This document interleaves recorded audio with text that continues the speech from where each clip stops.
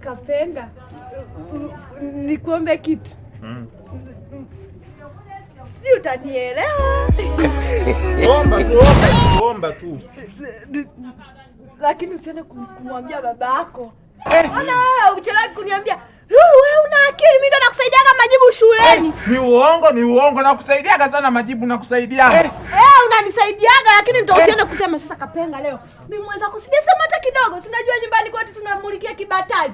Yenye mafuta hata hizi yamekuwa bei. Sasa nakwambiaje? Naomba leo tukifika tu darasani kaa kwa mbele, mimi nakaa kwa nyuma. Unakuwa unaniwekea hivi mtihani mwenzangu na igilizia. Siwezi. Eti kwetu hatujasoma hamna kibatali. Si ungechukua ungeenda madaftari ungeenda kusomea kwenye taa za barabarani. Serikali si imetuwezesha kwenye taa za barabarani. Si ungeenda kusoma.